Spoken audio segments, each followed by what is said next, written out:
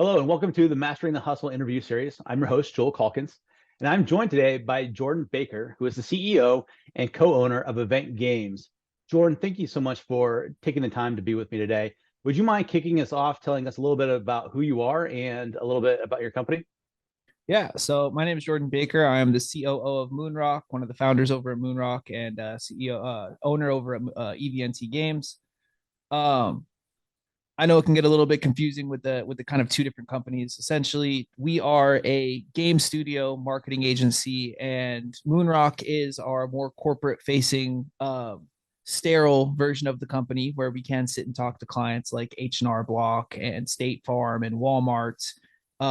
Whereas EVNT is our more tongue in cheek, where we can really resonate with that Gen Z, Gen A gaming audience. We can be more memey and make more fun of ourselves and poke fun and be a little bit more honest about the industry. So it can definitely get confusing, but all under the same umbrella, and each brand, each name and branding just serves a different purpose for a different demographic. Absolutely. I love it. So, Jordan, you've been in the entrepreneurial space for a while. Obviously, you've launched a couple of companies. What led you down that path? What spurred you to decide to start your own thing?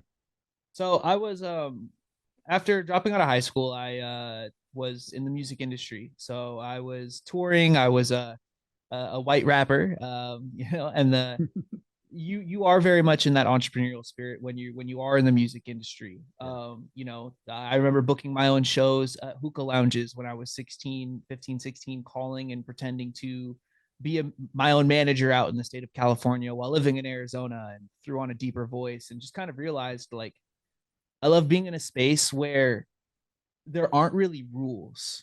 You Mhm. are definitely the master of your own destiny. The success is very much on your own shoulders as to what you will net in terms of the end goal, and how you succeed in whatever space you're in.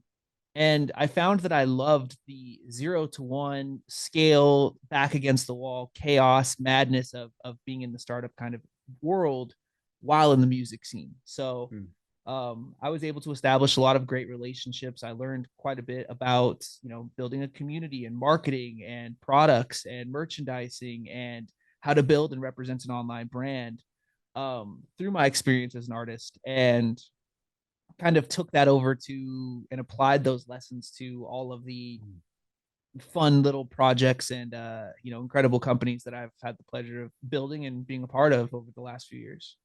Hmm. No, that's great. So from your explanation there, you went straight into it. Starting at age of 16, like you mentioned, pretending to be your own manager, starting off in the music business. Um, and no doubt a lot of people spend a lot of time studying or learning before they decide to venture out on something like this. Um, from your perspective, like what gave you the confidence or the drive to say, I'm just going to go for it? Um, just don't think, man. It's like a snowboarding or skydiving or jumping into a cold plunge and all of these, you know, parallel kind of explanations. It's you just don't think about it. You realize that you have a goal, and I know a lot of incredible founders, CEOs, C-suites, entrepreneurs who come from an Ivy League college educated background. And I know equally as many very successful, people in those same positions who are in similar boats as myself. I think that the shared mentality is you can sit and watch the world go by as long as you want, and try to wait for that perfect opportunity, but it'll never happen. And transparently, I have failed numerous times, you know, and it took a lot of failures to find the things that really excite me. And even though we have an incredibly awesome revenue generating business, and we have, accolades, customers, etc., we are still taking risks on the side because we love building new products and new companies. Yeah.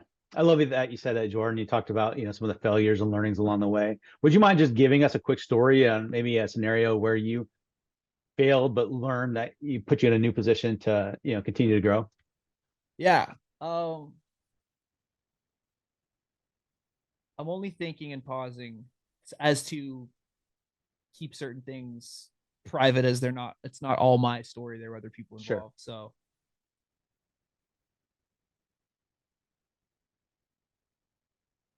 okay. When we started the game studio, which is now transcended into what was called Wave, transcended into EVNT, eventually becoming MoonRock.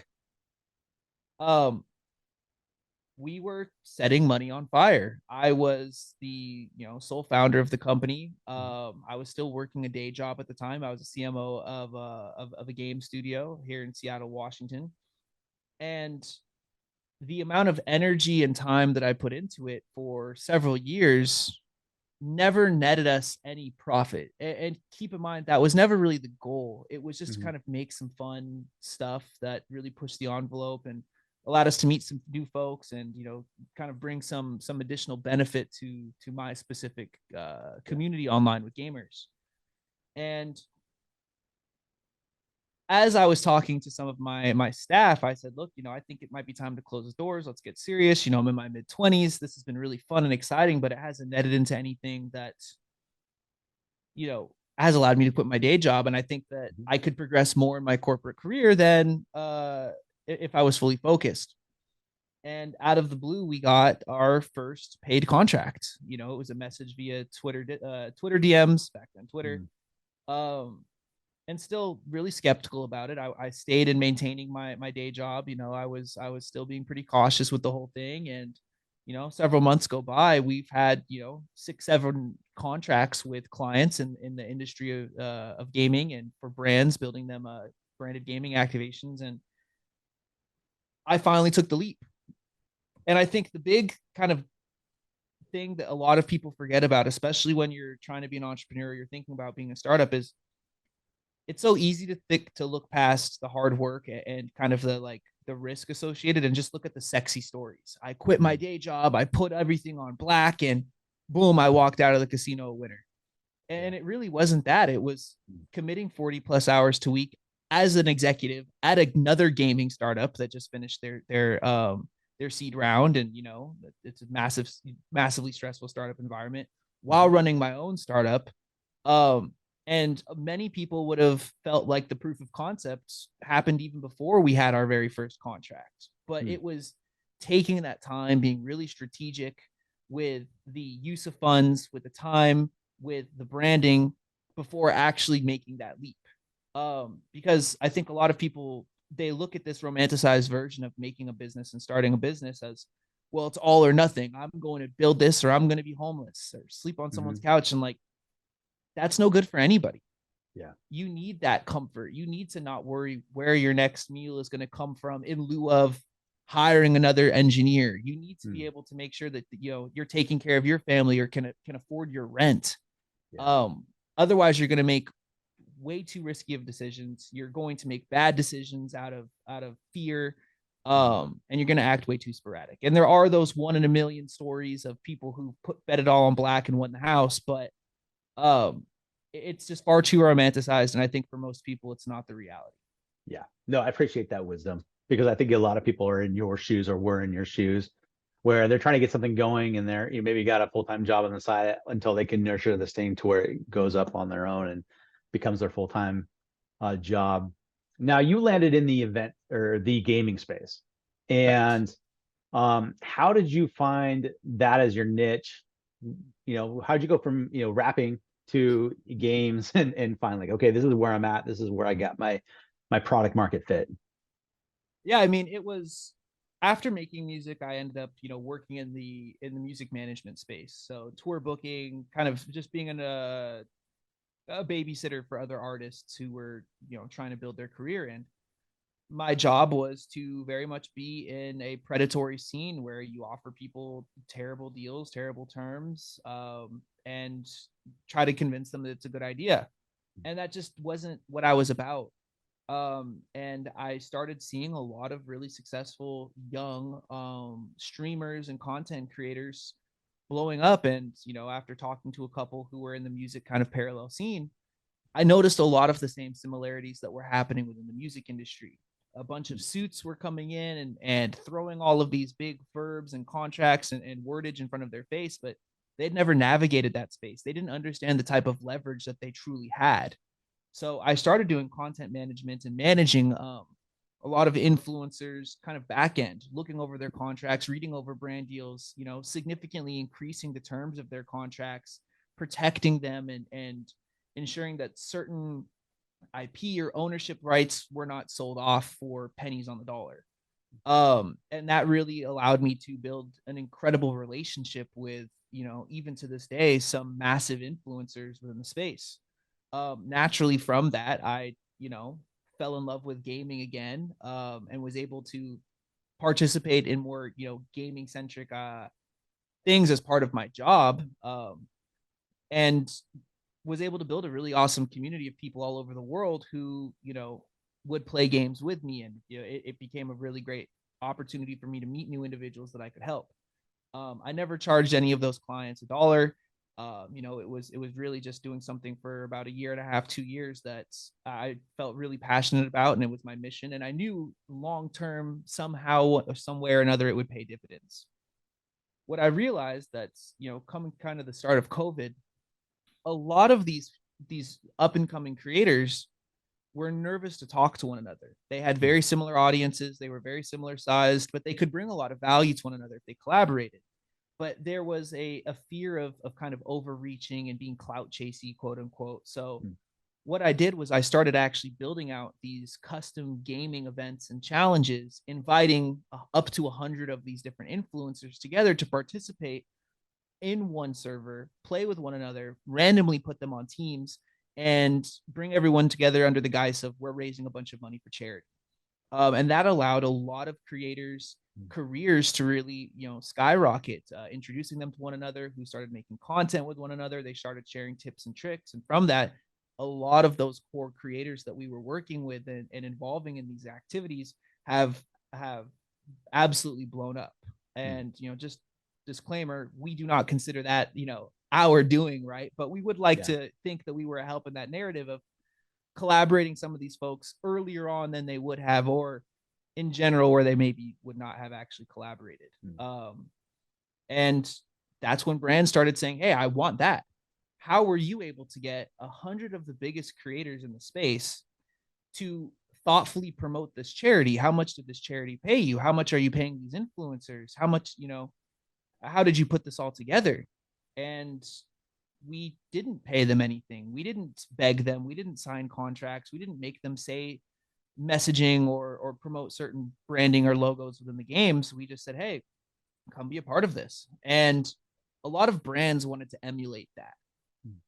Shortly after I started doing that myself, I met my two co-founders of the game studio, the two original co-founders of the game studio. And one of them, Noah, aka Pika Clicks, he was a big Minecraft YouTuber. Krishna Singh, another big Minecraft YouTuber at the time. They were also making their own games under the same mentality to allow individuals to make content together. So we started collaborating and partnering. And that's when Twitch started hitting us up to build out their gaming activations. That kind of spiraled over to Pringles and Kellogg's and skincare companies and a bunch of others.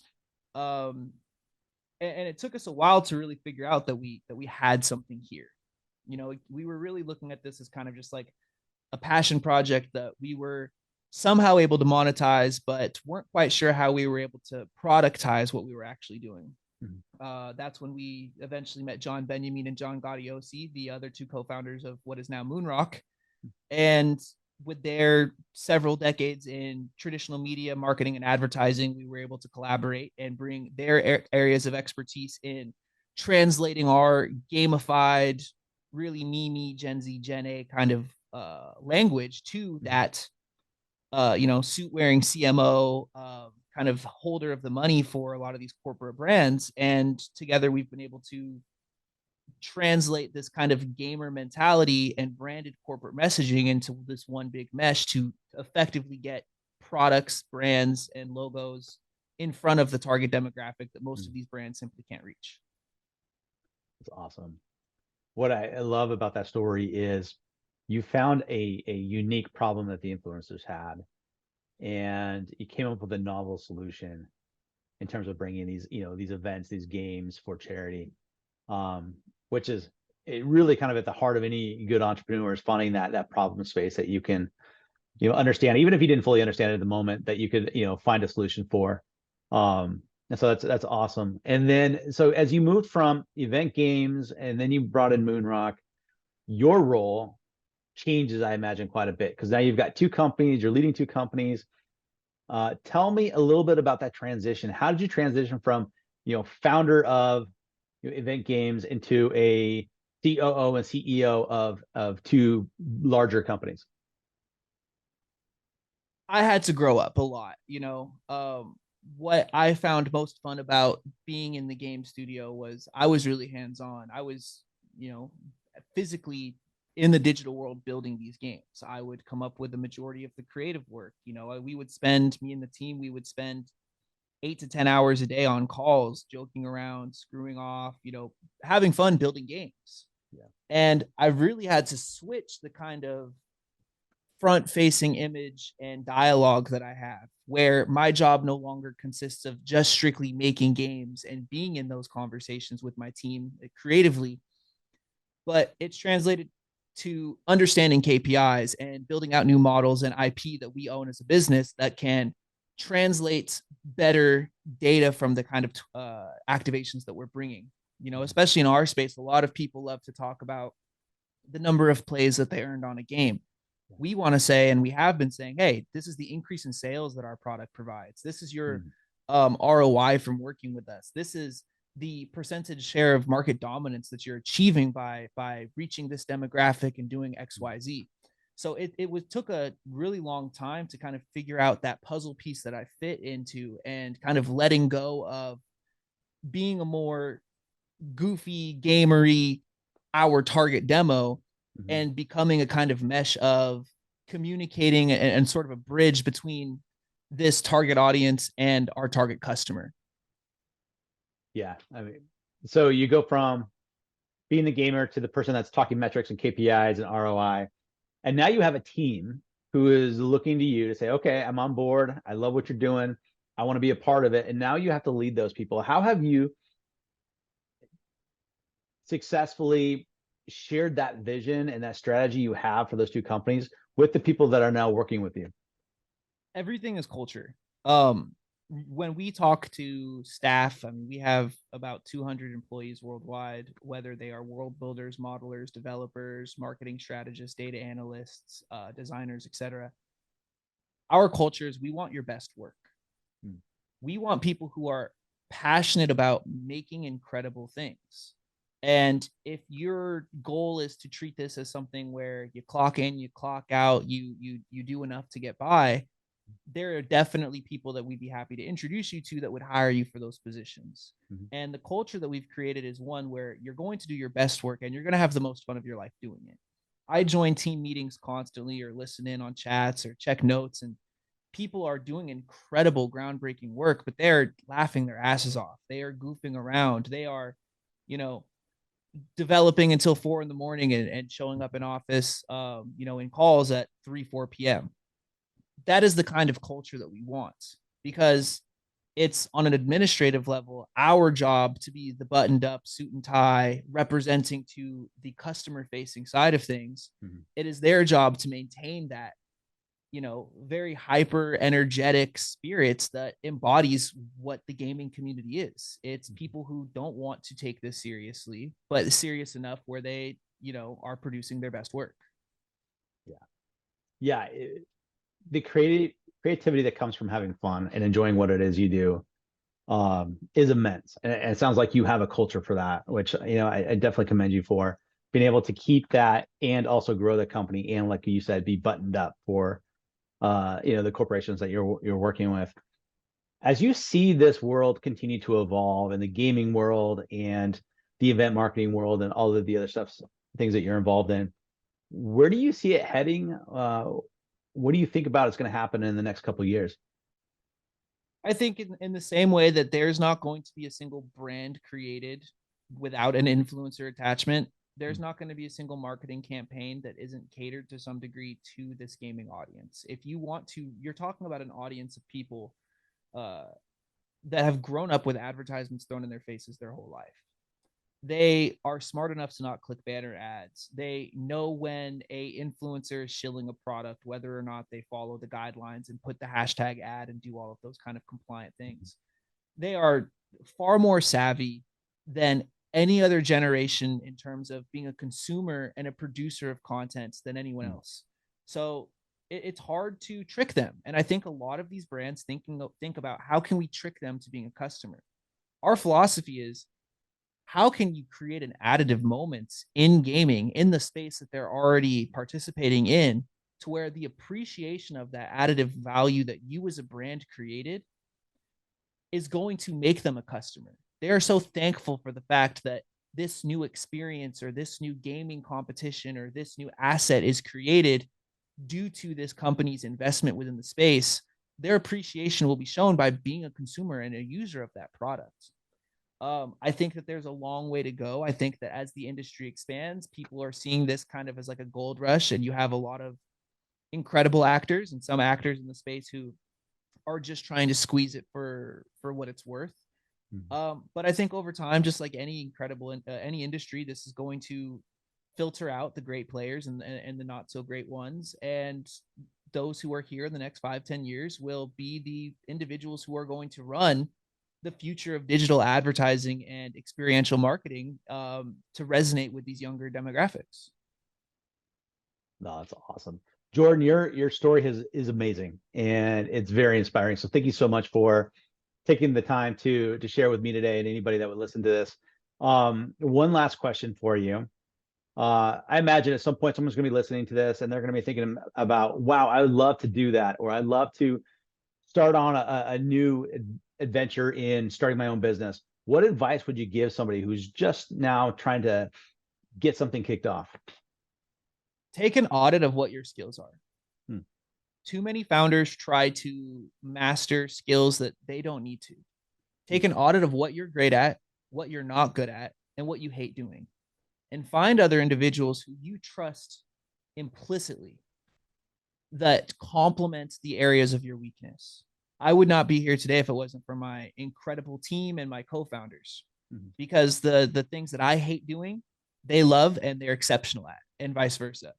And we've been able to create a very, very fun atmosphere where work never feels like work, because we can partition tasks in a way that if there's something that someone doesn't want to do, we know and have full faith that somebody else on our founder team or in our staff are experts at that area of work.